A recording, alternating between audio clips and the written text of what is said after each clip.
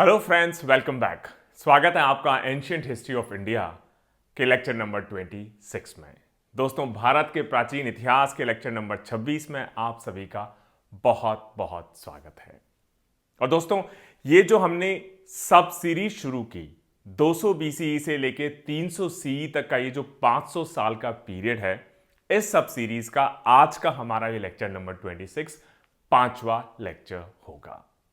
और हमारे इस लेक्चर, प्रीवियस लेक्चर्स और फ्यूचर लेक्चर्स के लिए जो मेन रेफरेंस मटेरियल है वो है a history of ancient and early medieval India by Upendra Singh, या प्राचीन एवं पूर्व मध्यकालीन भारत का इतिहास बाय उपेंद्र सिंह जी। दोस्तों, इंग्लिश के साथ साथ ये बुक हिंदी में भी बहुत कॉम्प्रिहेंसिवली एंशिएंट हिस्ट्री के साथ साथ अर्ली मिडिवल इंडिया को भी कवर करती है। लेक्चर नंबर 26 हम वहीं से शुरू करेंगे जहां हमने अपना पिछला लेक्चर नंबर 25 खत्म किया। और लेक्चर नंबर 25 में हमने 3 इंपॉर्टेंट टॉपिक्स को आपके साथ डिस्कस किया। हमने बात की ट्रेड एंड ट्रेडर्स के बारे में, हमने बात की लॉन्ग डिस्टेंस ट्रेड के बारे में, और हमने बात की कि उस वक्त हमारा जो ट्रेड या व्यापार हुआ करता था ईस्ट और साउथ ईस्ट एशिया, उसके बारे में। आज का हमारा जो लेक्चर नंबर 26 है इसी श्रृंखला को आगे बढ़ाएगा। आज हम 4 इंपॉर्टेंट टॉपिक्स के बारे में बात करेंगे। सबसे पहले हम शुरू करेंगे इंडो रोमन ट्रेड, मतलब इंडियन सब कॉन्टिनेंट का उस वक्त मेडिटेरेनियन के साथ या ग्रीक्स के साथ या रोमन एम्पायर के साथ क्या ट्रेड हुआ करता था, क्या उसके मायने थे, कौन कौन सी चीजें थी, बदले में क्या मिला करता था, क्या उसके इंप्लीकेशंस थे। फिर हम बात करेंगे कि जो बड़ा वाइडर रोल है ट्रेड एंड ट्रेडर्स का, सिर्फ चीजों को लाने ले जाने तक ही सीमित नहीं होता, उसके साथ cultural values, cultural systems, religious values, economic systems, political systems भी ट्रेड के साथ ट्रेवल करते ही करते हैं। तीसरा सब टॉपिक होगा आज का हमारा कि इस पीरियड में, मतलब 200 बीसीई से लेके 300 सीई के 500 साल के लंबे पीरियड में किस तरह के सोशल चेंजेस, सामाजिक बदलाव हमें देखने को मिले नॉर्थ इंडिया में, साथ ही साथ नॉर्थ इंडिया के साथ साउथ इंडिया में, डेक्कन इंडिया में, चाहे वो वर्णा की बात हो, कास्ट की बात हो या जेंडर की बात हो। और आज के लेक्चर नंबर 26 को हम क्लोज करेंगे कि साउथ इंडिया में फाइनली अब हम अर्ली हिस्टोरिकल पीरियड को देखना शुरू करते हैं, इस transition period of 200 BCE to 300 CE के बीच में। तो आइए शुरू करते हैं आज का हमारा लेक्चर नंबर 26। सबसे पहले आज हमारा टॉपिक होगा इंडो रोमन ट्रेड, मतलब इंडियन सब कॉन्टिनेंट का रोम के साथ या मेडिटेरेनियन के साथ या ग्रीक एम्पायर के साथ उस वक्त ट्रेड किस तरह का रहा होगा। दोस्तों, अगर हम एंशिएंट इंडियन टेक्स्ट की बात करें तो एक वर्ड उनमें कई बार हमें दिखाई देता है, और यह वर्ड हमने पिछले लेक्चर्स में भी मेंशन किया है। यह टर्म है यवन या यवना। ये जो टर्म है यवन या यवना, ये उस वक्त ग्रीक्स को रेफर करने के लिए यूज किया जाता था, लेकिन टाइम के साथ सिर्फ ग्रीक्स ही नहीं, वेस्ट पार्ट ऑफ सब कॉन्टिनेंट से जो भी फॉरेनर्स इंडियन सब कॉन्टिनेंट में एंटर करते थे, टाइम के साथ उन सभी के लिए भी ये जो वर्ड है, टर्म है यवन या यवना, इसको यूज किया जाने लगा।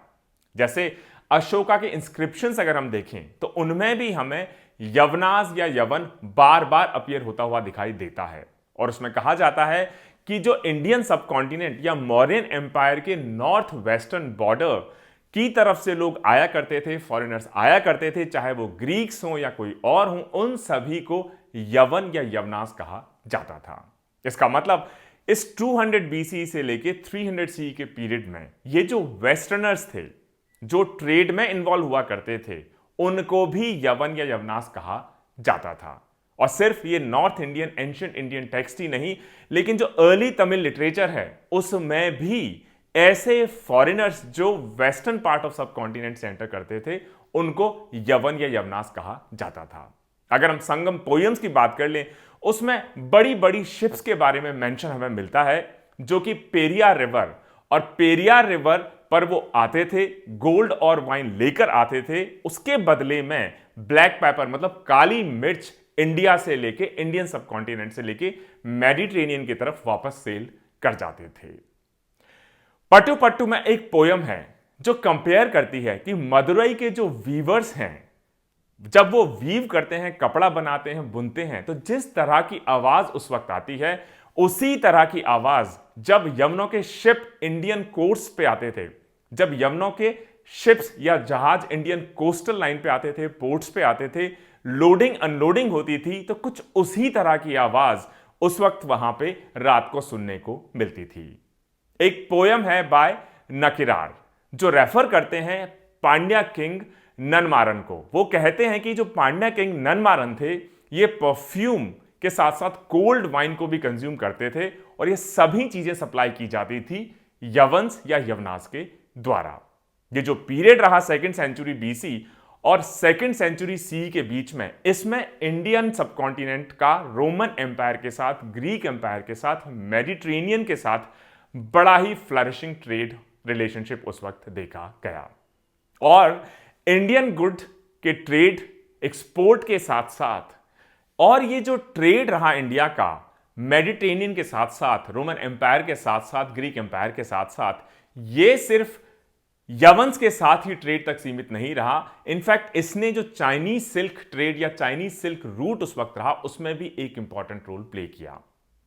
रोमन एम्परर ऑगस्टस जिन्होंने राज किया 27 बीसी से 14 सी तक, उस वक्त एक टेंडेंसी देखी गई कि बहुत सारे ट्रेडर्स जो ट्रेडिशनल सिल्क रूट हुआ करता था, उसका वो पार्ट जो सेंट्रल एशिया के पार्थिया से पास होता था, उसको अवॉइड किया करते थे, क्योंकि इस पीरियड के दौरान वहां पे जो कंडीशंस थी काफी टर्बुलेंट थी, फेवरेबल नहीं थी, बहुत ज्यादा वायलेंस उस वक्त देखा गया। तो इस वजह से चाइनीज से जो सिल्क आता था वो पार्थिया सेंट्रल एशिया से पास होते हुए सीधा मेडिटेरेनियन नहीं जाता था, कुछ उसका पार्ट डाइवर्ट हो जाता था इंडिया में, ताकि जो टर्बुलेंट एरिया था पार्थिया का सेंट्रल एशिया में, इसको अवॉइड किया जा सके। ये जो पार्ट डाइवर्ट होता था इंडिया में, ये इंडियन पोर्ट्स पे आता था थ्रू लैंड, और इंडियन पोर्ट्स के थ्रू फिर सी रूट से इसको रोमन एम्पायर में भेजा जाता था। यह भी कहा जाता है कि लेट सेकंड सेंचुरी बीसी के आसपास रोमन एम्परर मार्कस ऑरेलियस के बाद ये जो ट्रेड रहा इंडियन सबकॉन्टिनेंट का रोमन एम्पायर के साथ, ये डिक्लाइन होता हुआ देखा गया। ऐसा लगता है कि कई सारे जो इंटरनल इश्यूज थे रोमन एम्पायर के, वो इसके लिए शायद रिस्पॉन्सिबल रहे होंगे। लेकिन क्या ये जो ट्रेड है इंडियन सबकॉन्टिनेंट का रोमन एम्पायर के साथ पूरी तरह खत्म हो गया सेकंड सेंचुरी बीसी के बाद? ऐसा नहीं है। ट्रेड कम हुआ लेकिन पूरी तरह खत्म नहीं हुआ। पेरीप्लस में हमको एक लिस्ट मिलती है कि वो कौन कौन सी गुड्स थी, चीजें थी जो इंडियन सबकॉन्टिनेंट एक्सपोर्ट करते थे रोमन एम्पायर को इंडियन पोर्ट से। और ये जो एक्सपोर्ट होता था इंडियन सबकॉन्टिनेंट से रोमन एम्पायर को, ये हुआ करता था हमारे ऐसे पोर्ट्स जो इंडस डेल्टा में पड़ते थे या गुजरात की कोस्ट लाइन पे पड़ते थे। प्लिनी और डियो क्रिस्टोटम कहते हैं कि इस ट्रेड की वजह से जो रोमन गोल्ड है उसका ड्रेन हो रहा है इंडिया में। मतलब इंडिया से ब्लैक पेपर, मसाले, टेक्सटाइल एटसेट्रा रोम को जाती थी, बदले में बहुत सारा रोमन गोल्ड इंडियन सबकॉन्टिनेंट में आया करता था। जो वियना पेपरस है ये रिकॉर्ड करते हैं एक बिजनेस डील के बारे में। दो शिपर्स हैं, एक अलेक्जेंड्रिया से, दूसरा जो इंडियन पोर्ट है मुजुरी वहां से, और दोनों एक डिस्कशन कर रहे होते हैं, एक बिजनेस डील क्रैक कर रहे होते हैं कि किस तरीके से हम गुड्स को एक्वायर करें। उसके लिए जो लोन की जरूरत है चीजें खरीदने के लिए, जैसे कि आइवरी हो, टेक्सटाइल हो, एरोमेटिक, बिल्साम हो, इन सभी के लिए उस ट्रेड डील को नेगोशिएट करते हुए भी डॉक्यूमेंटेशन उस वक्त देखी गई है। भारी संख्या में रोमन कॉइन्स हमें इंडिया में मिलते हैं। रफली 170 से भी ज्यादा फाइंड्स हैं, 130 से भी ज्यादा साइट में। ज्यादातर जो कॉइन्स हैं ये बिलोंग करते हैं एम्परर ऑगस्टस के टाइम को, 31 बीसी से लेके 14 सी तक, और टाइबेरियस 14 सी से लेके 37 सी तक। इसके अलावा इन ओरिजिनल कॉइन्स के कई इमिटेशंस भी हमें मिलते हैं, मतलब इनकी नकल करने की भी कोशिश की गई है। ऐसे कॉइन्स भी हमें इंडिया या इंडियन सबकॉन्टिनेंट में मिलते हैं। जो सिल्वर कॉइन्स थे इस वक्त के, उनको क्या कहा जाता था? दिनारी। और जो गोल्ड कॉइन्स थे उनको क्या कहा जाता था? ओरेई। जो सिल्वर कॉइन्स थे वो ज्यादा संख्या में मिलते थे, चाहे वो रोम हो या इंडिया हो। इसके अलावा हमें कॉन्सेंट्रेशन मिलती है जो तमिलनाडु का कोयम्बटूर एरिया है वहां पर। इसके अलावा आंध्र प्रदेश की जो कृष्णा वैली है वहां पर भी बहुत सारे हमको सिल्वर कॉइन्स देखने को मिलते हैं। इसके अलावा यह भी कहना है कि वेस्टर्न इंडिया में भी हमें काफी संख्या में रोमन कॉइन्स देखने को मिले हैं, जैसे कि शोलापुर हो, वघोड़ा हो, वडगांव, माधवपुर हो, इसके अलावा कोंडापुर हो।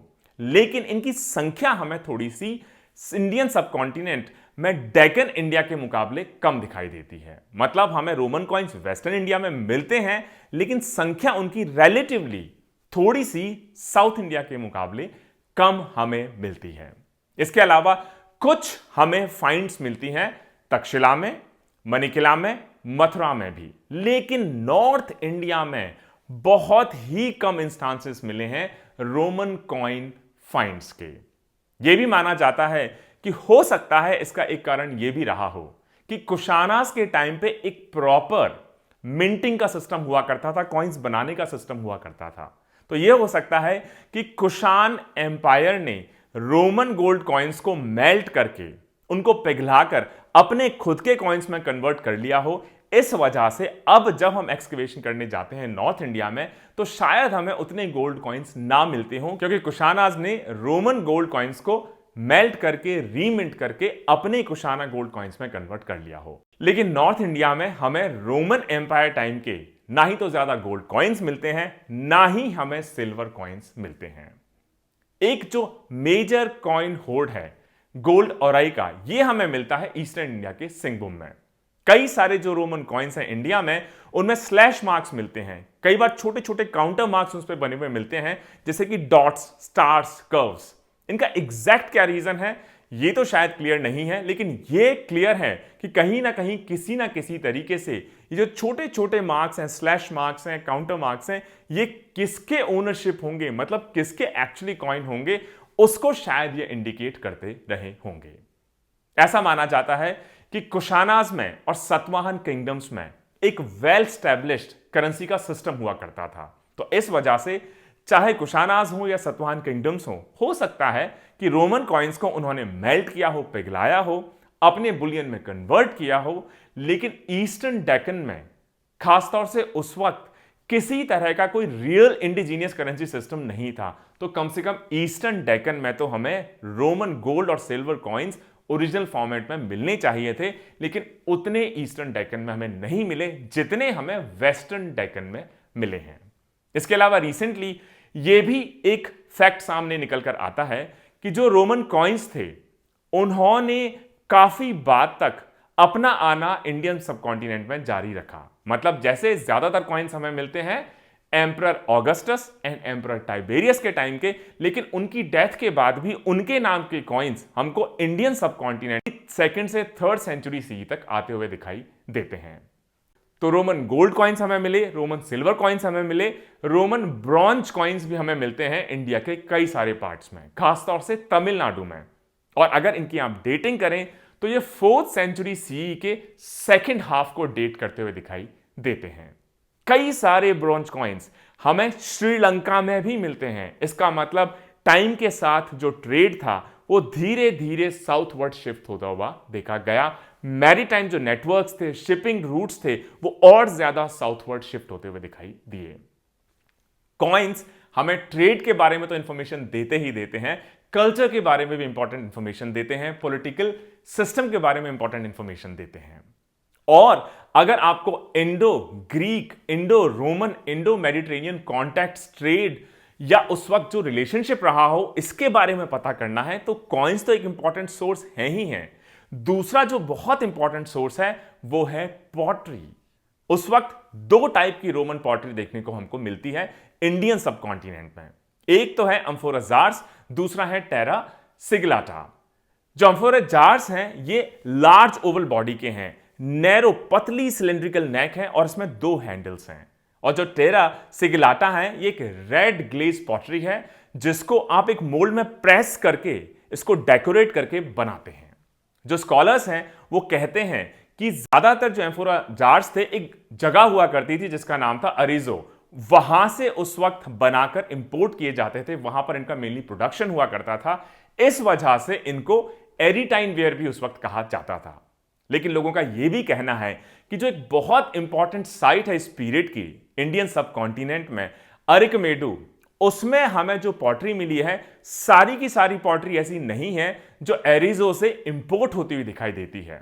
इसका मतलब कि एम्फोरा जार्स के अलावा जो टेरा सिगलाटा है, इस वर्ड को यूज किया जाना कहीं ज्यादा अप्रोप्रिएट होगा जब बात हो जाए ऐसी रोमन पॉटरी जो हमें दिखाई देती है इंडियन सब कॉन्टिनेंट में बिटवीन 200 BCE टू 300 CE। और ये जो टेरा सिग्लाटा टाइप की पॉटरी है, इसमें moulded, decorated wares, undecorated wares, wheel made ones, ऐसे कई तरह के वेयर्स जो उस वक्त इटली में या उसके जो इमिटेशंस हैं उस फॉर्म में देखे जाते हैं। इसके अलावा पॉटरी का एक और फॉर्मेट जिसको कहा जाता है रोलेटेड वेयर, ये स्मूथ सरफेस होता है, जनरली मेटालिक लस्टर इनका होता है और कॉन्सेंट्रिक बैंड्स में रोलेटेड डिजाइन्स में इसको बनाया जाता है। इस तरह की पॉटरी हमें कई सारे इंडियन साइट्स पे देखने को मिलती है, खासतौर से ईस्टर्न और साउथ ईस्टर्न इंडिया में। और ये कोस्ट के अलावा इंटीरियर जो हमारे पार्ट्स हैं वहां भी हमको देखने को मिलती है। पहले इसको माना जाता था कि फॉरेन वेयर है, मतलब इसको हम इंपोर्ट करते थे, लेकिन बाद में क्लियर हो गया कि वहां ये लोकली बनाई जाती थी। हो सकता है रोमन इन्फ्लुएंस इस पे डेफिनेटली उस वक्त रहा हो। सिमिलरली रेड पॉलिश्ड वेयर उस वक्त गुजरात की बहुत सारी साइट्स में जो देखने को मिलती थी, शुरू में उसको भी एक बाहर से इंपोर्टेड फॉरेन वेयर माना जाता था, लेकिन अब यह क्लियर हो गया है कि इसको भी लोकली शायद उस वक्त बनाया जाता हो। कई सारे वैल्यूएबल एविडेंस हमें मिलते हैं इंडिया के मैरीटाइम ट्रेड लिंक्स के, जो सबसे इंपॉर्टेंट साइट है इस पीरियड की पौंडीचेरी से सिर्फ 4 किलोमीटर दूर कोरोमंडल कोस्ट में, जिसका नाम है अरिकमेडु। और ये जो रिवर है अरियंकपुम, उसके राइट बैंक पे लोकेटेड है और ये उसी जगह पे है जहां पे जो रिवर अरियंकपुम है ये बे ऑफ बंगाल में एंटर करना शुरू करती है। यहां के एक्सकवेशंस कंडक्ट किए गए 1945 में और कई सारी चीजें हमें बताते हैं ये फर्स्ट सेंचुरी BCE से लेके फर्स्ट और सेकंड सेंचुरी CE के बारे में। जो नदर्न और सदर्न सेक्टर्स हैं इस पर्टिकुलर सेटलमेंट के, मतलब अरिकमेडु के, एक ब्रिक स्ट्रक्चर नॉर्थ सेक्टर में बताते हैं जिसको एक वेयरहाउस की तरह आइडेंटिफाई वहां पर किया गया है। अगर आप इसके साउथ में सदर्न सेक्टर में आ जाएं अरिकमेडु साइट के, वहां पे 2 दीवारों से बने हुए कोर्टयार्ड हमें दिखाई देते हैं जिसमें टैंक्स दिखाई देते हैं, ड्रेन्स दिखाई देते हैं। ऐसा माना जाता है कि उस वक्त जो क्लोथ, वहां पे कपड़े जो बनाए जाते थे उनको डाई करने के, एक्सपोर्ट करने के ये यूज में आते होंगे। तो दोस्तों, एक short discussion around Indo Roman trade हमारे यहां से क्या चीजें जाती थी, क्या चीजें आती थी, कैसे रोमन गोल्ड साउथ इंडिया में ज्यादा देखने को मिलता है, सिल्वर कॉइन्स में मिलते हैं, ब्रॉन्ज कॉइन्स में मिलते हैं, श्रीलंका तक, नॉर्थ इंडिया में बहुत कम कॉइन्स मिलते हैं, ईस्ट इंडिया में भी काफी कम अमाउंट में ही हमें रोमन कॉइन्स देखने को मिलते हैं। दूसरा आज का हमारा जो टॉपिक है ये इसी पे बिल्ड करेगा कि ये तो बात होगी स्पेसिफिकली इंडियन सब कॉन्टिनेंट की रोमन एम्पायर के साथ या ग्रीक एम्पायर के साथ उस वक्त जो ट्रेडिंग रिलेशनशिप था उसके बारे में। अगर हम अब ट्रेड और ट्रेडर्स का वाइडर रोल समझने की कोशिश करें इस पीरियड में, कि सिर्फ चीजों को लाने ले जाने तक ही नहीं, लेकिन कल्चरल एक्सचेंजेस भी हुआ करते थे, सोशल एक्सचेंजेस भी हुआ करते थे, पॉलिटिकल एक्सचेंजेस भी हुआ करते थे ट्रेडर्स और उनके एसोसिएटेड ट्रेड की वजह से। जो मर्चेंट्स थे कई सारे इंस्क्रिप्शंस में डोनर्स की तरह मेंशन होते हुए दिखाई देते हैं पूरे सब कॉन्टिनेंट में इस पीरियड के दौरान। यह भी माना जाता है कि इस पीरियड में जो मर्चेंट कम्युनिटी थी उसकी जो एफ्लुएंस कैपेसिटी थी, रिसोर्सेस थे, वो और ज्यादा बढ़ती हुई दिखाई देती है। और जब उनके पास पैसा ज्यादा आने लगा, ट्रेड अच्छा होने लगा, तो बहुत सारे रिलीजियस एक्टिविटीज में भी वो इन्वॉल्व होते हुए दिखाई देते हैं। और रिलीजियस एक्टिविटीज के लिए अपने आप को वो अलग अलग रिलीजियस इंस्टीट्यूशंस के साथ एसोसिएट करते हुए भी दिखाई देते हैं। तो ऐसा लगता है कि जो रिलीजियस इंस्टीट्यूशंस थे अब कहीं ज्यादा इंस्टीट्यूशनलाइज्ड और ऑर्गेनाइज होते हुए देखे गए, जिनके साथ ट्रेडर्स का, मर्चेंट्स का, गिल्ड्स का, इन कम्युनिटी का एसोसिएशन भी काफी स्ट्रांग होता हुआ दिखाई देता है। और ऐसे इंस्टीट्यूशन को सपोर्ट करना, फंड करना, फाइनेंस करना, पेट्रोनाइज करना, यह भी अब एक राइज पे हमको होता हुआ दिखाई देता है। इसके कई सारे कारण हो सकते हैं। एक तो सेल्फ रिलीजियस बिलीफ, मतलब खुद का हो सकता है, एक धार्मिक इंक्लिनेशन हो। दूसरा यह भी हो सकता है कि बहुत सारे रिलीजियस इंस्टीट्यूशन से लोग अपने आप को इसलिए भी एसोसिएट करने की कोशिश करते हैं कि उनका जो सोशल स्टेटस है वो या तो वैलिडेट हो जाए या उसको अपग्रेड करने की डायरेक्शन में एक इंपॉर्टेंट स्टेप इसको माना जाता है। और उस वक्त ऐसे मर्चेंट्स जो सी ट्रेड में इन्वॉल्व थे, वो हमें स्कल्पचर्स में, बहुत सारे रिलीजियस एस्टैब्लिशमेंट्स में उनका मेंशन होता हुआ दिखाई देता है। जैसे बरहूत का जो स्तूपा है उसमें एक रेलिंग है, उस पर एक बहुत बड़ा सी मॉन्स्टर डिपिक्टेड है जो ऐसा लगता है कि सी में एक बोट और इसकी क्रू को निगलने वाला हो। उसके नीचे एक इंस्क्रिप्शन है जो बताते हैं कि यह एक जातक स्टोरी है। किसकी? एक मर्चेंट या उस वक्त एक व्यवसायी हुआ करते थे वासु गुप्ता, और उनको जब ये सी मॉन्स्टर निगलने लगा तो उन्होंने लॉर्ड बुद्धा के लिए मेडिटेट किया, उनकी मदद मांगी। लॉर्ड बुद्धा आए और उन्होंने इस सी मर्चेंट वासु गुप्ता को इस सी मॉन्स्टर से बचाया। सिमिलरली मथुरा में एक स्कल्पचर है जो बोधिसत्वा हैं उनको हॉर्स के रूप में, घोड़े के रूप में दिखाया, और वो बताते हैं कि एक यक्षी हुआ करती थी। जब उन्होंने एक शिप को निगलने की कोशिश की तो ये जो बोधिसत्वा हैं घोड़े के तौर पे, हॉर्स के तौर पे वहां पर पहुंचे और उन्होंने ऐसे सी मर्चेंट्स को, सी फेयरर्स को बचाया और उनको सेफली वापस लेके आए। इसी तरह के बहुत सारी हीरोइक स्टडीज, हीरो स्टोन्स हमें देखने को मिलते हैं कोंकण कोस्ट पे भी। कई सारे स्कल्पचर्स हमें मिलते हैं। सी बैटल्स, मतलब समुद्र में उस वक्त जो लड़ाइयां हुआ करती थी, ये हमें कोंकण कोस्ट पे स्टोन्स के थ्रू उनकी स्टोरीज को कास्ट करते हुए देखे जाते हैं। ऐसा लगता है कि जिन लोगों की उस वक्त जान चली जाती होगी इन सी बैटल्स में, उनको कमोमरेट करने के लिए, उनको ऑनर देने के लिए शायद इस तरह के हीरो स्टोन्स को उस वक्त इंस्टॉल किया जाता होगा। तो दोस्तों, बुद्धिस्ट मोनेस्ट्रीज, ट्रेडर्स और ट्रेडिंग गिल्ड्स, इनके बीच में एक बहुत क्लोज रिलेशनशिप इस पूरे पीरियड में देखा गया। कई हिस्टोरियंस का यह भी एक आर्ग्यूमेंट है कि जो मोनेस्ट्रीज थी वो अपने आप को एक्सपेंड करने लगी। ऐसी बहुत सारी गिफ्ट्स, चाहे वो फाइनेंशियल हो, गुड्स हो, सर्विसेज हो, मटेरियल्स हो, जो ये ट्रेडर्स लेकर आते थे, गिफ्ट के तौर पे इन बुद्धिस्ट मोनेस्ट्रीज को देते थे। इसकी वजह से मोनेस्ट्रीज को फाइनेंशियली, फिजिकली अपने आप को एक्सपेंड करते हुए उस वक्त देखा गया। तो यह भी माना जाता है कि जब मोनेस्ट्रीज के पास ये सब चीजें आएंगी, मटीरियलिस्टिक चीजें आएंगी, पैसा आएगा, तो वो अपनी फाइनेंशियल एक्टिविटीज को बढ़ाने की कोशिश करेंगे। तो ये जो रिलेशनशिप रहा मोनेस्ट्रीज, मॉन्क्स और ट्रेडर्स के बीच में, ये सिर्फ वन साइडेड नहीं रहा, ये टू साइडेड रहा। इसका मतलब ट्रेडर्स अपने सोशल स्टेटस को बढ़ाने के लिए, अपने रिलीजियस बिलीफ्स को और ज्यादा फर्म करने के लिए आते थे मॉन्क्स के पास, नन्स के पास, मोनेस्ट्रीज में। बदले में जो gifts etcetera, financial assistance in trader से मिलता था, मोनेस्ट्रीज को, मॉन्क्स को, नन्स को, उससे मोनेस्ट्रीज को एक्सपेंड करने में और डिफरेंट फाइनेंशियल एक्टिविटीज में अपने आप को एक्सपेंड करने में इन सारी मोनेस्ट्रीज को काफी उस वक्त मदद मिला करती थी।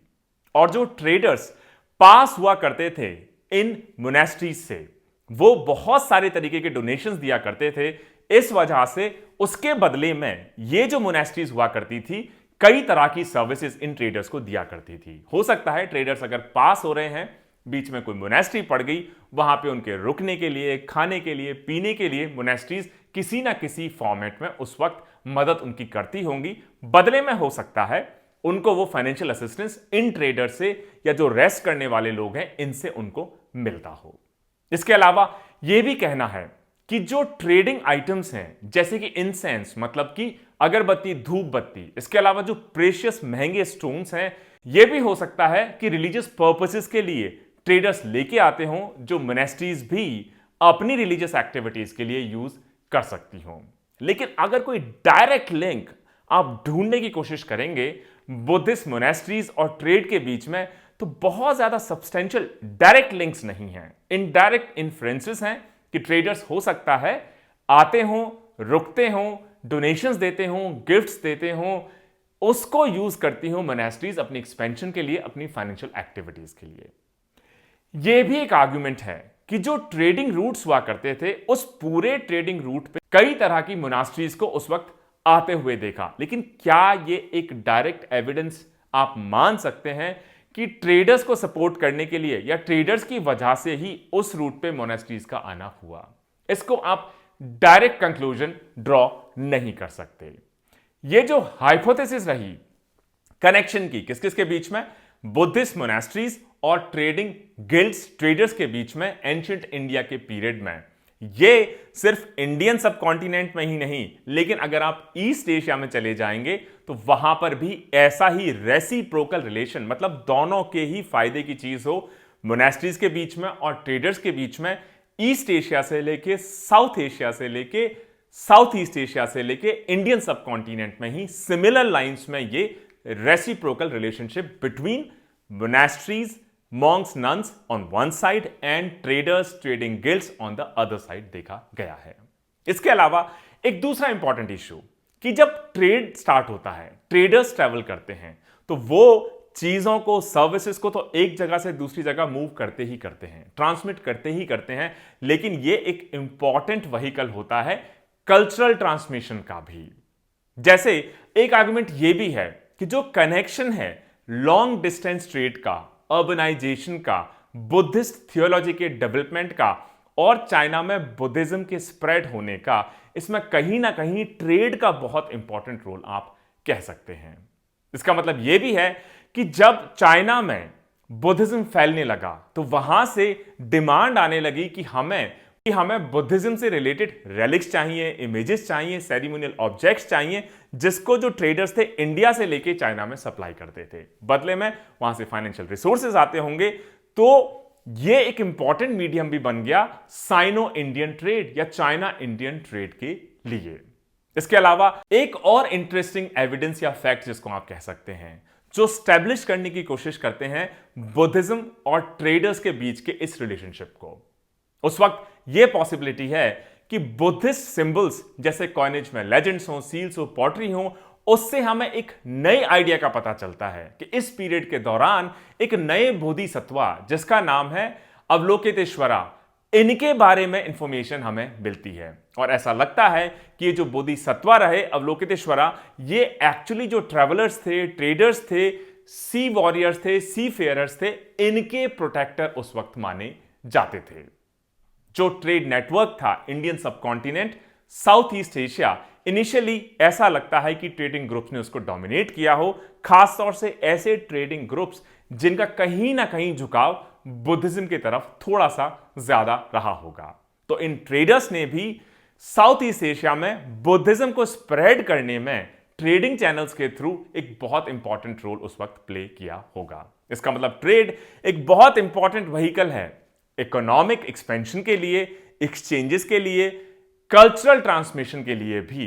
तो ट्रेड इकलौता मीडियम तो नहीं है कल्चरल ट्रांसमिशन का, लेकिन बाकी जो मीडियम्स हैं उनके साथ ट्रेड भी अगर बहुत एक्टिवली दो एरियाज के बीच में होना शुरू हो जाए तो उस पूरे कल्चरल ट्रांसमिशन की प्रोसेस को ये और ज्यादा स्पीड अप कर देता है। जो एक्टिविटीज रही इस पीरियड के दौरान, चाहे वो चाइनीज मॉन्क्स हो, इंडियन मॉन्क्स हो, उन्होंने भी बड़ा इंपॉर्टेंट रोल प्ले किया।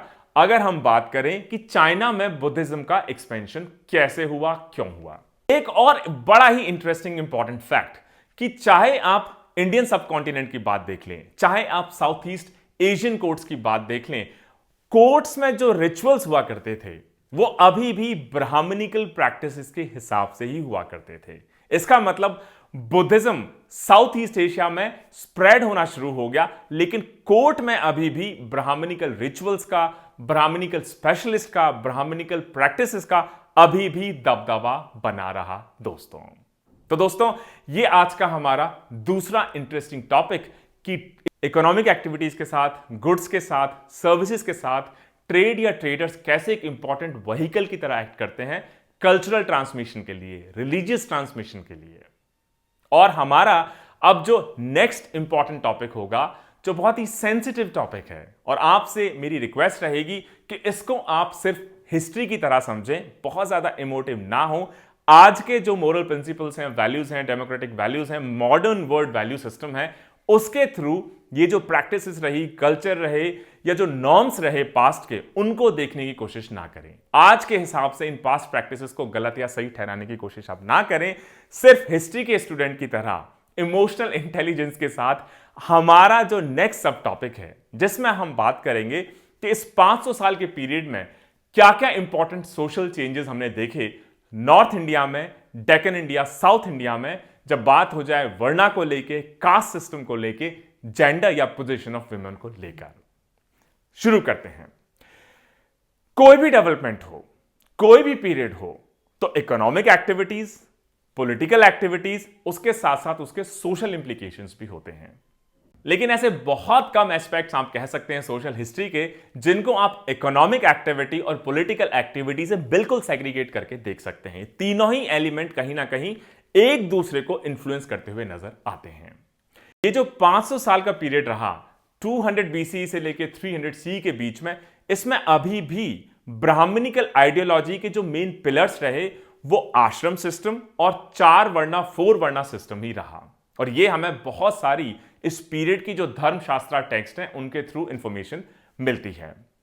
जो पहले का आइडिया हुआ करता था कि जो 4 आश्रम हैं ये ऑल्टरनेटिव पाथ्स हैं, मतलब आपको जरूरी नहीं एक के बाद दूसरे में जाना पड़ेगा, आप चाहे तो ये चूज कर सकते हैं, आप चाहे तो ये चूज कर सकते हैं, आप चाहे तो ये चूज करते हैं।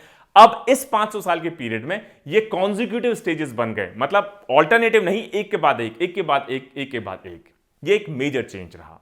इसके अलावा यवनाज या यवंस जो वेस्टर्न पार्ट के थ्रू इंडियन सब कॉन्टिनेंट को एंटर करते थे, इसको अब हम अपने वर्णा स्कीम में ऑब्जर्व करने लग गए, उनको घोलने मेलने लग गए।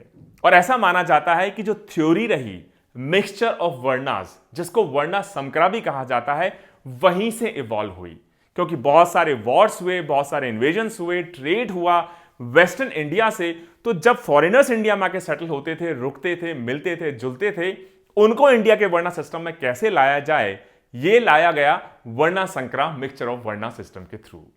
जो शुरू के धर्म सूत्रास हैं वो बताते हैं कि यवनास एक्चुअली जो क्षत्रिय मैन हुआ करते थे, जब शूद्रा विमेन के साथ उनकी मीटिंग होती थी तो उनके ऑफस्प्रिंग के तौर पे इनको पोर्ट्रे किया गया है। जो महाभारता है वो भी बताते हैं कि यवना का मतलब है सन्स ऑफ ययाति, मतलब ये ऐसे लोग रहे जो सेज वशिष्ठ की गाय काऊ से पैदा हुए, जैसे कि पहलवा, द्रविड़ा, शाकाज। और इनका पर्पस रहा कि जो सेज विश्वामित्र की आर्मी है उसको डिस्ट्रॉय करें। इनको शूद्रास के तौर पे शुरू में कैटेगराइज किया जाने लगा। जो मनुस्मृति है वो रेफर करती है वृत्या क्षत्रियास, क्षत्रिय ऐसे क्षत्रिय जो डिग्रेड हो गए क्योंकि इन्होंने अपने जो सैक्रिफिशियल रिचुअल्स हैं उनको कैरी आउट करना बंद कर दिया। तो एक बड़ा इंटरेस्टिंग सा उस वक्त मिक्स हो गया जिसमें हम कोशिश कर रहे हैं अपने वर्णा सिस्टम में इन फॉरेनर्स को इनकॉर्पोरेट करने की। तो कहीं ना कहीं एक एसिमिलेशन है, इंक्लूजन है, वहीं इनको हम डिग्रेडेड लोअर पोजीशन पे लाके सेटल करने की कोशिश कर रहे हैं। कहीं ना कहीं किसी ना किसी तरीके से उसको आप एक्सक्लूजन भी कह सकते हैं। जो जाति है, लीनिएज है, ऑक्यूपेशन है, ये सोशल आइडेंटिटी के इंपॉर्टेंट सिंबल्स इस पीरियड के दौरान भी रहे। हमें टेक्स्ट में बहुत ज्यादा डिटेल एविडेंस नहीं मिलता कास्ट एग्जैक्टली इस पीरियड के दौरान किस तरीके से फंक्शन किया करती थी, लेकिन एक क्लियर प्रेफरेंस हमें मिलती है एंडोगैमी, मतलब एक ही आप शादी करें। इसके अलावा ऑक्यूपेशंस में हेरिडेटरी एलिमेंट, मतलब कि पिताजी का जो ऑक्यूपेशन है उसको उनके बेटे लें, बेटे का ऑक्यूपेशन है उनके बेटे लें। इस तरीके से हेरिडेटरी एलिमेंट इन ऑक्यूपेशंस इस पीरियड के दौरान देखा जाता है। इसके अलावा हमें कई सारे ऐसे रेफरेंसेस भी मिलते हैं कि जो कई सारे प्रोफेशंस थे उनको करने वाले लोग अलग अलग सेटलमेंट्स में रहा करते थे। कई बार हो सकता है एक ही सेटलमेंट हो, लेकिन एक सेटलमेंट के अलग अलग हिस्सों में रहा करते थे। इसके अलावा कई तरह की रिस्ट्रिक्शंस हमको देखने को मिलती हैं, खास तौर से चांडाल्स को लेके। चांडाल्स को किस तरह का खाना दिया जा सकता है, उनसे क्या चीज ली जा सकती है, उनके पढ़ने पे रोक, उनके बोलने पे रोक, ये काफी सारी चीजें खासतौर से उस वक्त ब्राह्मणिकल आइडियोलॉजी ने जो रिस्ट्रिक्शंस लगाए चांडाल्स के ऊपर, जिनको कास्ट सोसाइटी के बाहर माना जाता था, उसके बारे में भी बहुत सारी चीजें इंफॉर्मेशन हमको देखने को इस पीरियड में मिलती हैं। और मनुस्मृति में काफी डिटेल डिस्कशन देखने को मिलता है चांडाल्स के बारे में। कई सारे स्टेटमेंट हमें बताते हैं कि जो पहले का व्यू हुआ करता था कि चांडाल्स को कंप्लीटली आप सेग्रीगेट कर दीजिए सोसाइटी से, उनको आप गांव के बाहर सेटल करवाइए ताकि गांव या विलेजेस के साथ, लोगों के साथ, कॉमन पॉपुलेशन के साथ उनका इंटरेक्शन कम से कम हो। और चांडाल्स गांव में तभी एंटर कर सकते थे तब किसी पर्टिकुलर फंक्शन को परफॉर्म करने के लिए उनकी जरूरत पड़ती थी, उनको बुलाया जाता था, उनके ऊपर अलग से मार्क लगाया जाता था ताकि सभी को यह पता लग सके कि ये चांडाल्स हैं। और यह सब होता था वहां के किंग या राजा की कमांड पे। इनको अपपत्रा कहा जाता था। मतलब इनके लिए जो खाना दिया जाएगा इनके हाथ में नहीं दिया जाएगा, उसको जमीन पे रखा जाएगा और ये दूसरों के बर्तन से खाने में से नहीं खा सकते। जो जातक स्टोरीज हैं ये चीज भी बताती हैं कि कहीं ना कहीं एक अनटचेबिलिटी, छुआछूत जिसको आप कह सकते हैं, हो सकता है इस पीरियड के दौरान प्रैक्टिस में आने लगी हो, एक प्रिवेलिंग सोशल प्रैक्टिस बनती चली जा रही हो। बहुत सारी जातक स्टोरीज में चांडाल्स को इस तरीके से पोर्ट्रेट किया गया है कि डिस्पाइज पीपल हैं, मतलब कोई इनको नहीं चाहता, इनको अलग सेपरेट सेटलमेंट्स में आप सेटल करवाइए, इनका देखा जाना, इनको टच करना पॉल्यूटिंग माना जाता था। और चांडाल्स में किस तरह के लोग इस वक्त इंक्लूड होते हुए देखे गए? कॉप्स रिमूवर्स, मतलब जो डेड बॉडी को हटाते थे, क्रिमेटर्स जो अंतिम संस्कार करते थे, या थीव्स मतलब चोरों को जो एग्जीक्यूशन करते थे, स्वीपर्स हैं, पब्लिक परफॉर्मर्स हैं, हंटर्स हैं, फ्रूट सेलर्स हैं, एटसेट्रा। इसमें डिबेट हो सकती है कौन इंक्लूडेड थे, कौन इंक्लूडेड नहीं थे, क्या ये प्रैक्टिस सही थी, गलत थी। ये हम बात कर रहे हैं आज से कितने सैकड़ों साल पहले की।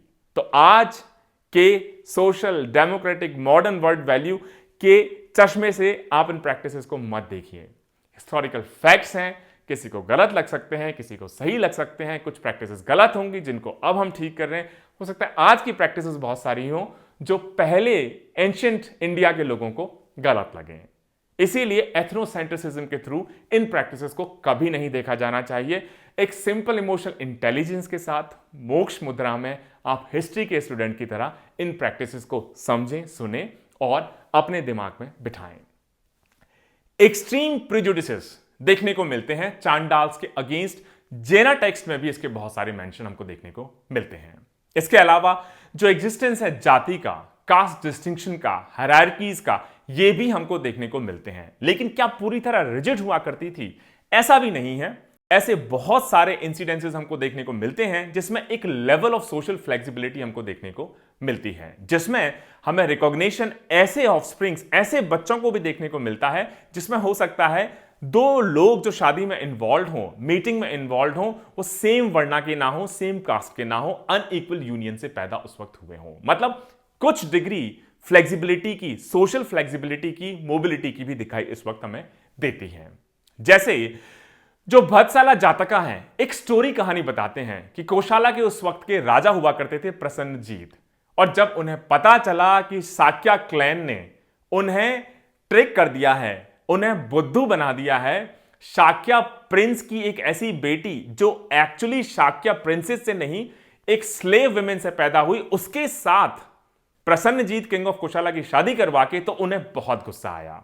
जब किंग को यह पता चला कि मेरी वाइफ रॉयल ब्लड नहीं है लेकिन शाक्य प्रिंस के साथ एक स्लेव वुमेन की बेटी है, तो उन्होंने अपनी वाइफ को, अपने बेटे को त्याग दिया। लेकिन जब लॉर्ड बुद्धा ने उन्हें समझाया कि मदर की फैमिली किस कुल को बिलोंग करती है इतना इंपॉर्टेंट नहीं है, इंपॉर्टेंट है फादर का कुल, तो इनके जो फादर हुआ करते थे वो तो शाक्य प्रिंस ही हुआ करते थे। उसके बाद जो प्रसन्नजीत थे किंग ऑफ कोशाला, उन्होंने अपनी वाइफ को, अपने बेटे को फिर से अपनाया।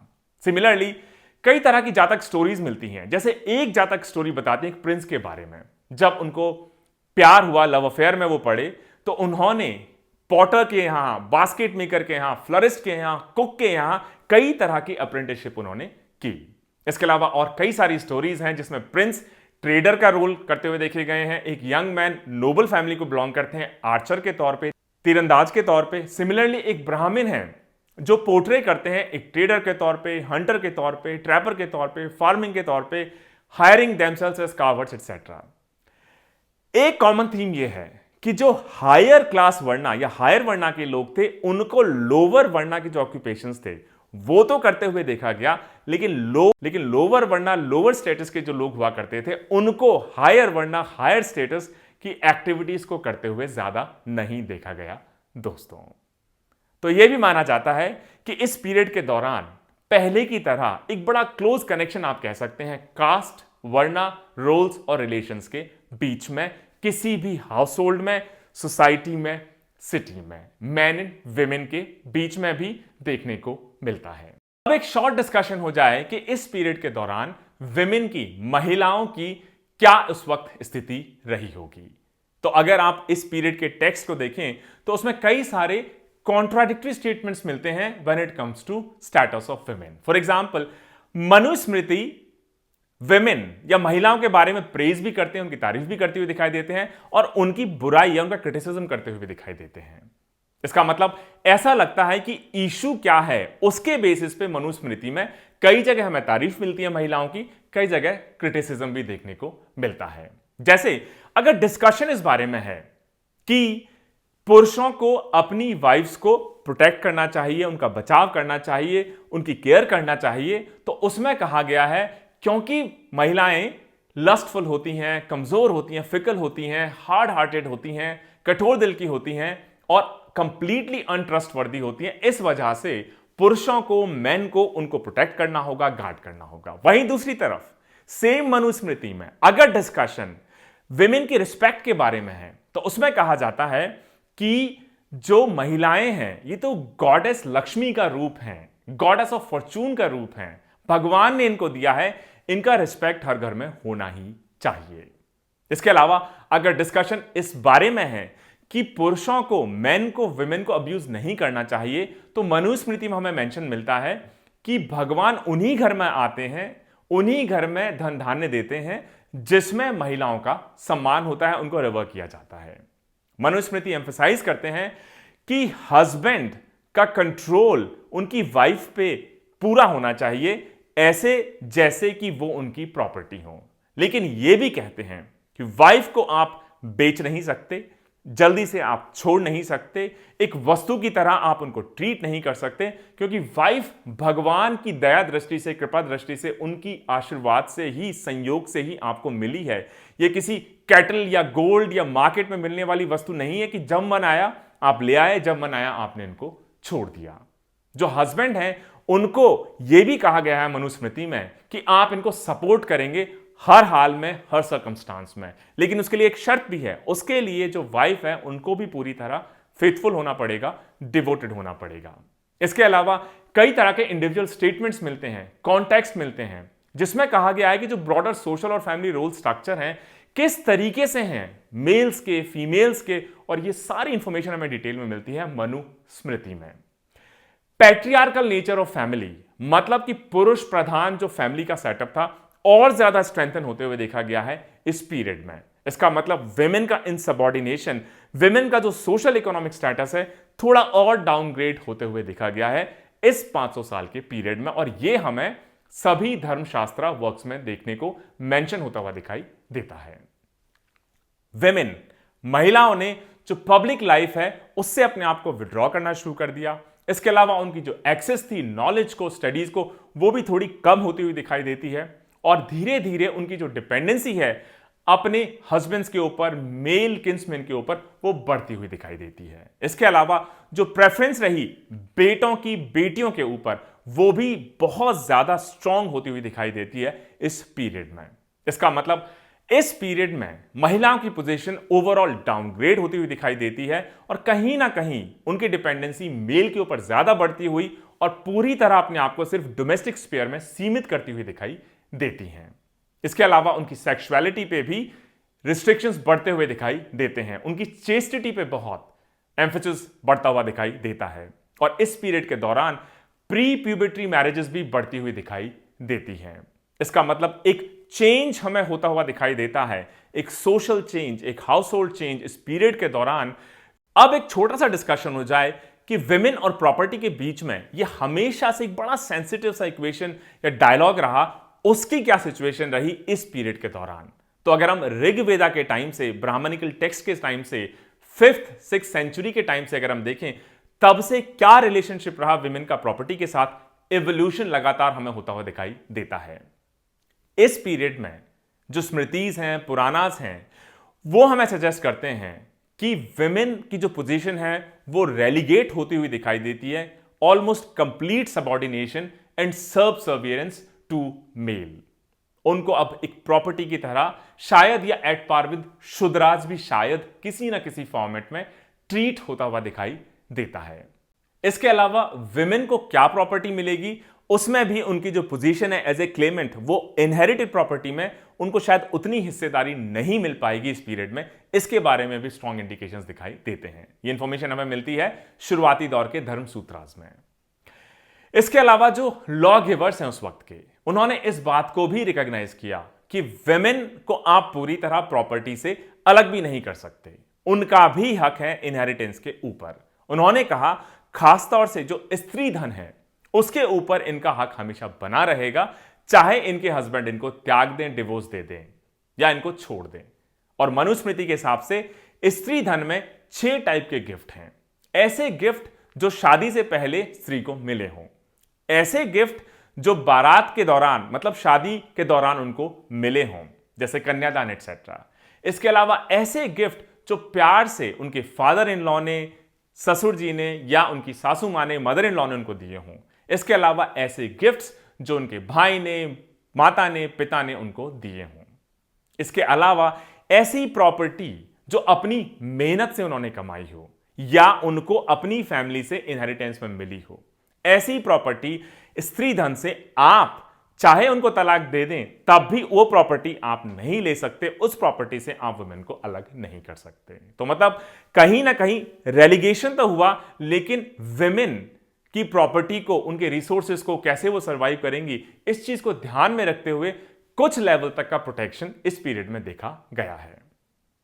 और अगर आप रेगुलर प्रॉपर्टी राइट्स की बात करें तो पैट्रियार्कल सोसाइटी स्ट्रांग होती हुई देखी गई। तो इसका मतलब जो इनहेरिटेंस था कि संपत्ति किसको मिलेगी पीढ़ी दर पीढ़ी, इसमें पैट्रीलिनियर इनहेरिटेंस मतलब कि मेल मेंबर्स के बीच में वो प्रॉपर्टी ट्रांसफर होती हुई देखी गई।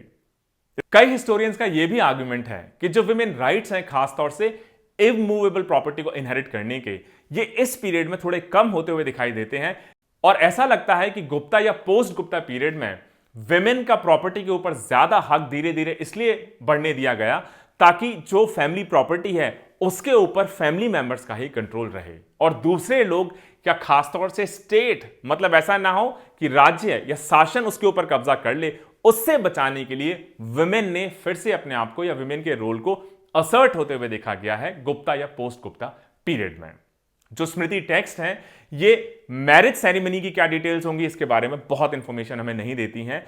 कई सारे स्टेटमेंट्स हमें मिलते हैं जनरल टाइप के कि मैरिजेस में किस किस तरह की चीजें हो सकती हैं, क्या चीज आप देखेंगे, क्या कर सकते हैं, क्या आप नहीं कर सकते। जैसे मनुस्मृति कहती हैं कि जिसने अपनी पढ़ाई पूरी कर ली, स्टूडेंटशिप पूरी कर ली, तो एक द्विज मेल जो होगा वो किसी भी लड़की से शादी कर सकते हैं, लेकिन वो लड़की उनके वर्णा की होनी चाहिए और अच्छी क्वालिटीज की होनी चाहिए। इसके अलावा एक एंग्जाइटी इस बात को भी लेकर देखी गई कि लड़कियों की जल्दी से जल्दी शादी हो जाए तो अच्छा है। इसका एक कारण यह भी रहा कि इससे फीमेल चेस्टिटी मेंटेन रहेगी और बच्चे पैदा हो पाएंगे। एग्रीरियन सोसाइटी थी, ज्यादा रिसोर्सेज, ज्यादा हाथ मिल पाएंगे काम करने के लिए। इस पे भी इस पीरियड के दौरान फोकस देखा गया है। जो शुरुआती धर्म सूत्रास थे उसमें हमने देखा कि शुरुआती दौर में फोकस रहा कि शादियां खासतौर से लड़कियों की तब होनी चाहिए जब वो प्यूबर्टी अटेन कर लें, इसका मतलब वो वयस्क हो जाएं। लेकिन टाइम के साथ साथ शायद प्री प्यूबर्टी मैरिजेस का भी चलन बढ़ते हुए देखा गया। इसके अलावा ग्रूम और ब्राइड के बीच में जो एज गैप होता है उसमें भी बढ़त हमको मेंशन होती हुई दिखाई देती है इस period of 500 years between 200 BCE to 300 BCE। इसके अलावा जो धर्म शास्त्रा वर्क्स हैं जैसे कि मनुस्मृति, वो प्रेफरेंस मेंशन करते हुए दिखाई देते हैं कि आप अपने वर्णा में ही शादी करिए, लेकिन इंटरवर्णा यूनियंस के बारे में भी हमको मेंशन होता हुआ दिखाई देता है। प्रिफर्ड नहीं है, लेकिन अगर इंटरवर्णा यूनियंस होंगी तो उसमें जो अनुलोम टाइप की मैरिजेस होंगी, हाइपरगैमस मैरिजेस होंगी, उनको मनुस्मृति अप्रूव करती हुई दिखाई देती हैं। लेकिन प्रतिलोम मैरिजेस, जिसके बारे में थोड़ी देर में बात करेंगे, उनको वो स्ट्रांगली डिसअप्रूव करते हुए दिखाई देते हैं। और मनुस्मृति के हिसाब से एक विमेन एक रिवर की तरह है जो शादी के बाद जैसे एक रिवर एक नदी सी में जाके मिल जाती है, उसी तरीके से वो महिला या जो विमेन जिसकी शादी पुरुष के साथ होती है वो उसके घर में, उसके साथ, उसकी सोसाइटी के साथ आपस में मिलजुल के रहे, उसमें पूरी तरह समाहित हो जाए, मिल जाए। जो प्रतिलोम मैरिजेस थी उनको पूरी तरीके से प्रतिबंधित किया गया। यह कहा गया कि मिक्सचर ऑफ वर्णास के बीच में मैरिज को बिल्कुल एक्सेप्ट नहीं किया जाना चाहिए, क्योंकि इसकी वजह से क्योज हो जाएगा और पूरी सोसाइटी रियून हो जाएगी, तबाह हो जाएगा। और ये राजा का उत्तरदायित्व है कि प्रतिलोम मैरिजेस को, शादियों को राजा रोके, यूज ऑफ फोर्स से रोके, नियम बना के रोके, लोगों को समझा के रोके, अवेयरनेस बढ़ा के रोके। इसके अलावा जो बुद्धियान धर्मशास्त्र हैं उसमें मनुस्मृति कहती हैं कि जो मैरिज है किसी मैन की मैटरनल अंकल की डॉटर के साथ या पैटर्नल आंट की डॉटर के साथ वो नहीं होनी चाहिए, वो बिल्कुल भी प्रेफर नहीं की जानी चाहिए। इसके अलावा डॉटर्स की सेल या ब्राइड प्राइस के बदले में अपनी बेटी की शादी कर देने को भी पूरी तरह डिसअप्रूव किया है।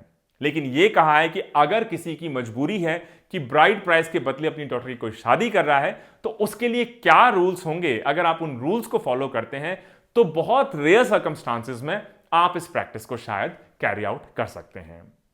इसके अलावा मनुस्मृति में हमें कई सारे ऐसे रीजंस में मिलते हैं जिनकी वजह से हस्बैंड रेयर सर्कमस्टांसेस में अपनी वाइफ्स को छोड़ सकते हैं, अबैंडन कर सकते हैं। मनुस्मृति के हिसाब से अगर वाइफ नोटोरियस हो, उसमें किसी तरह की ऐसी बीमारी हो जो ठीक ना हो सकती हो, अगर वो एल्कोहलिक हो, क्रूअल हो, ट्रेचरस हो, बात ना माने, इनसबॉर्डिनेट हो, बैरन हो, शायद बच्चे पैदा ना हो पाए, स्पेरेंट थ्रेट हो, बहुत ज्यादा खर्च करे या अपनी वाणी से, स्पीच से बहुत हार्श हो, ऐसे केसेस में हस्बैंड्स अपनी वाइफ्स को अबैंडन करने के बारे में सोच सकते हैं। इसके अलावा जो मनुस्मृति ये भी बताती हैं कि किसी पुरुष को कितने दिन, कितने साल वेट करना चाहिए अपनी वाइफ को छोड़ने से पहले। जैसे मनुस्मृति कहते हैं कि अगर कोई बैरन वाइफ है जिसके बच्चे नहीं हो पा रहे हैं तो शादी के 8 साल तक आप ट्राई करिए, कोशिश करिए। 8 साल के बाद अगर आपको लगता है कि बच्चे नहीं हो पा रहे हैं तो या तो आप दूसरी शादी कर सकते हैं या अपनी पहली वाइफ को छोड़ने के बारे में विचार कर सकते हैं। इसके अलावा अगर किसी के बच्चे की डेथ हो गई, 10 साल तक दूसरा बच्चा नहीं हो पाया, तो 10 साल के बाद आप ऐसी वाइफ को छोड़ने के बारे में सोच सकते हैं। इसके अलावा अगर ऐसी कोई वाइफ है जिनके सिर्फ एक ही चिल्ड्रन पैदा हुआ और वो भी फीमेल है, मतलब सन चिल्ड्रन नहीं, चाइल्ड नहीं है उनके, तो उसको आप 11वें साल में छोड़ने के बारे में सोच सकते हैं। लेकिन ऐसी वाइफ जो आपकी बात ना माने, आपके साथ बहुत हार्शली बात करे, उनको आप चाहें तो तुरंत ही छोड़ने के बारे में विचार कर सकते हैं।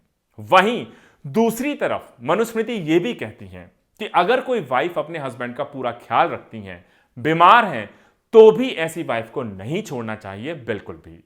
अगर हस्बैंड चाहे तो, क्योंकि फर्स्ट वाइफ बीमार है, अपनी फर्स्ट वाइफ से पूछ के वो दूसरी शादी भी कर सकते हैं।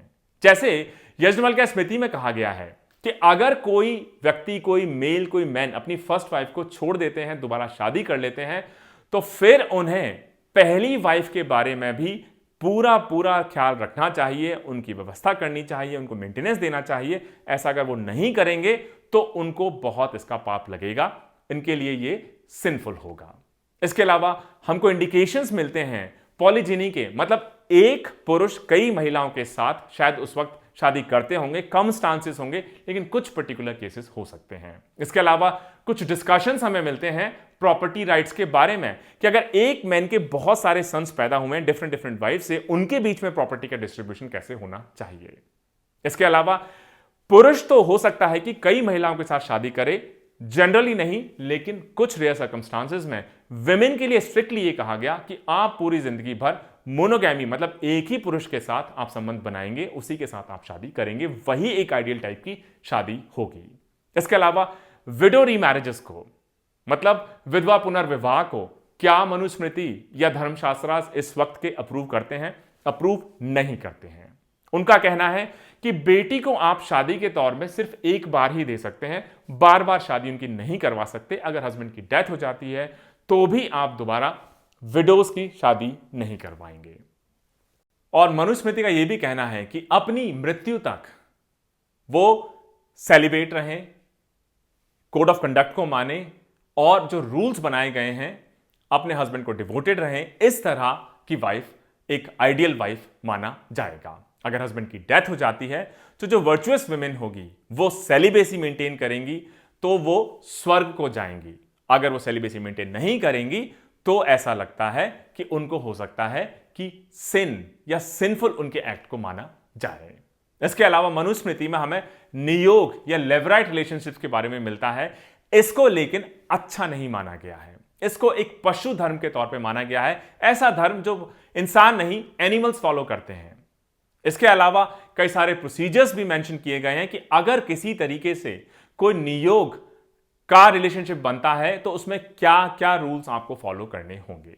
इसके अलावा मनुस्मृति में यह भी मेंशन मिलता है कि अगर विमेन के हस्बैंड की डेथ हो जाए कन्यादान के बाद तो उनके जो छोटे भाई हैं वो ऐसी विमेन से शादी कर सकते हैं और वो चाहें तो उनके साथ शादी करके फिर बाद में उनके बच्चे सन्स डॉटर्स भी पैदा हो सकते हैं।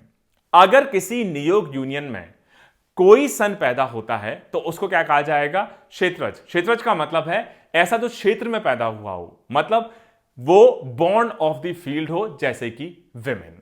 इसके अलावा जो धर्मशास्त्र टेक्स्ट हैं, कई सारे प्रिस्क्रिप्शंस मिलते हैं कि विमेन के आइडियल रोल्स क्या होने चाहिए और ये सारी इंफॉर्मेशन जो हमें मिलती है खासतौर से धर्मशास्त्र टेक्स्ट में, मनुस्मृति में, ऐसा लगता है कि सोसाइटी में जो हायर एक्लियंस, हायर क्लास, हायर वर्ण विमेन होंगी उनके बारे में, उनकी मैरिजेस के बारे में, उनके कस्टम्स के बारे में, उनकी सोसाइटी के बारे में ज्यादा इंफॉर्मेशन शायद हमें मिलेगी।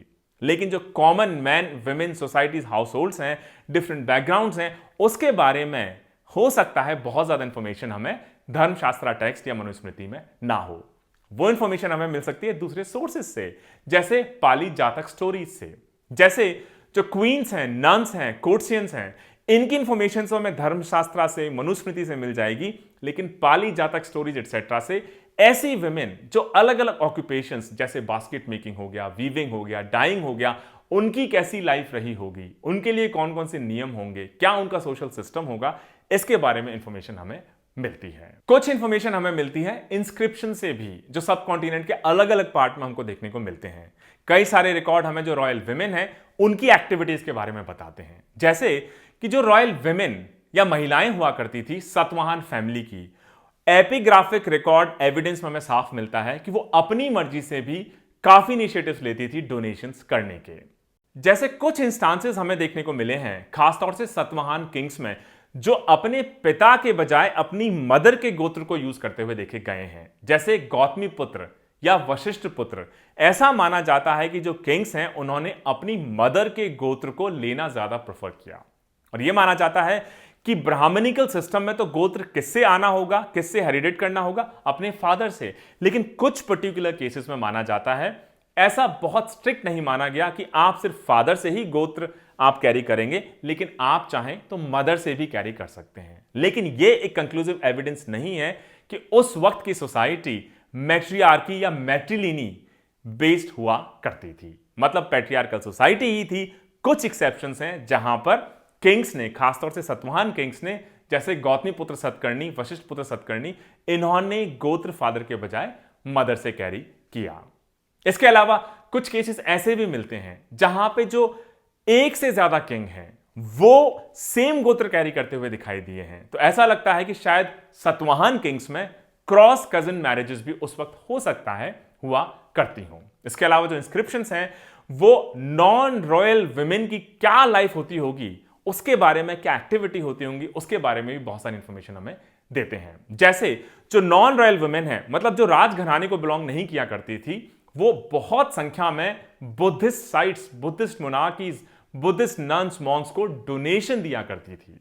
और ऐसा लगता है कि जो फीमेल पैट्रनेज था जैन एस्टैब्लिशमेंट की तरफ, वो बुद्धिस्ट साइट्स, बुद्धिस्ट एस्टैब्लिशमेंट के बजाय थोड़ा सा कम देखा गया है। इसके अलावा ये जो पीरियड रहा, इसमें पीरियड में टेक्स्ट हैं, इंस्क्रिप्शंस हैं, अब इमेजेस में कन्वर्ट होती हुई दिखाई देती हैं, जिसमें भी विमेन के, फेमिनिटी के जो कई सारे एस्पेक्ट्स हैं स्कल्पचर्स के तौर पे हमको दिखाई देना शुरू हो जाते हैं दोस्तों।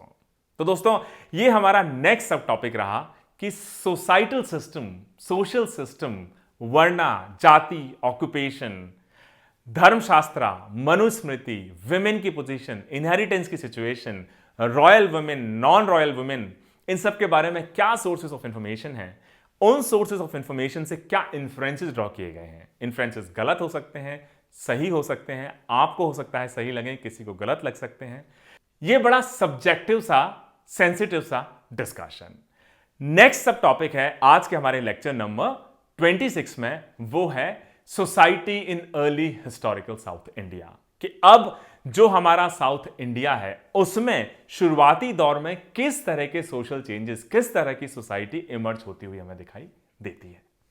जो एंशिएंट तमिल टेक्स्ट हैं ये जो इंटरेक्शन रहा नदर्न सांस्कृतिक ट्रेडिशन और सदर्न तमिल कल्चर इसके बीच का, इसके बारे में बहुत सारी इंफॉर्मेशन हमें देते हैं। जो संगम पोएट्स हैं इसमें हमें महाभारत का, रामायण का, उनके लेजेंड्स का, इसका बहुत डिटेल में डिस्कशन मेंशन होते हुए दिखाई देता है। इनफैक्ट जो चोला चेरा पांड्या किंग्स रहे उनके बारे में कहा जाता है कि जब महाभारत में, रामायण में जब आर्मीज लड़ा करती थी तो चोला किंग्स, चेरा किंग्स, पांड्या किंग्स उन वॉरिंग आर्मीज की मदद के लिए, उनको खाना खिलाने के लिए, उनकी हेल्प करने के लिए वहां पर जाया करते थे, व्यवस्था उनकी किया करते थे। अब सच में हो सकता है ऐसा ना हो, लेकिन इससे एक बात बहुत क्लियर पता चलती है कि जो नॉर्दर्न ग्रेट ट्रेडिशन था, नॉर्दर्न सांस्कृतिक ट्रेडिशन था, इसका इंफ्लुएंस अब साउथ इंडिया में भी, सदर्न तमिल कल्चर पे भी बहुत डीपली होता हुआ दिखाई देता है। इसका मतलब इन डायनेस्टीज ने भी, सदर्न किंगडम्स ने भी अपने आप को महाभारत और रामायण जैसे अपने आप को एपिक ट्रेडिशन के साथ एसोसिएट करते हुए बहुत सारे एफर्ट्स करते हुए दिखाई देते हैं। जैसे जो तोलकपियम है ये बताते हैं कि जो मैरिज के रिचुअल क्या होने चाहिए, मतलब शादी में क्या क्या कर्मकांड होने चाहिए, इसको तमिल कंट्री में किसने इंट्रोड्यूस किया? आर्याज ने। और आर्याज कहां से आए? नॉर्थ इंडिया से आए। हमें यह भी लगता है बुद्धिज्म हो, जैनिज्म हो, इसके अलावा जो पूजा है, वर्शिप है विष्णु भगवान की, शिव भगवान की, ये भी नॉर्थ इंडिया से ही ट्रैवल होके साउथ इंडिया में आए। और ऐसा नहीं है कि सब कुछ नॉर्थ इंडिया से साउथ इंडिया में आए, साउथ का अपना कोई कल्चर नहीं रहा। साउथ इंडिया ने भी बहुत सारे एलिमेंट्स नॉर्थ इंडिया को दिए। मतलब ये जो इंटरेक्शन रहा नॉर्थ इंडिया का साउथ इंडिया के साथ, नॉर्दर्न सांस्कृतिक ट्रेडिशन का सदर्न तमिल कल्चर्स के साथ, ये रेसिप्रोकल टाइप का रहा। कुछ एलिमेंट्स नॉर्थ से साउथ आए, कुछ एलिमेंट्स साउथ से नॉर्थ गए। रेसिप्रोकल एक्सचेंज संस्कृत और ड्रेविडियन लैंग्वेजेस का ये भी हमें शुरुआती टेक्स्ट में देखने को मिलता है। इसके अलावा जो एपिक पुरानी ट्रेडिशन है जिसमें कई सारे लेजेंड्स ऋषि अगस्त्या से रिलेटेड, परशुराम से रिलेटेड, ये भी हमें अब डेक्कन इंडिया में, ट्रांसमिंदियन इंडिया में, साउथ इंडिया में देखने को मिलते हैं। और हिस्टोरियंस का इंटरप्रिटेशन है कि ये जो स्टोरीज हैं एक सिंबॉलिक रिफ्लेक्शन है कि जो नॉर्दर्न ब्राह्मणिकल कल्चर था अब वो साउथ इंडिया को भी इन्फ्लुएंस करता हुआ देखा जाता है। जैसे ऋषि अगस्त्या हैं, ये तमिल ट्रेडिशन में एक बहुत इंपॉर्टेंट सेज या ऋषि माने गए हैं। परशुराम जी ने पूरी पृथ्वी से जब क्षत्रियों का विनाश कर दिया और उसके बाद ऋषि विश्वामित्र की इंस्ट्रक्शंस पे पूरी पृथ्वी को उनको ब्राह्मण्स को गिफ्ट कर दिया, तो उन्हें लगा कि अब मेरे लिए तो यहां पे कोई जगह है ही नहीं, तो उन्हें शायद थोड़ा सा खराब भी लगा।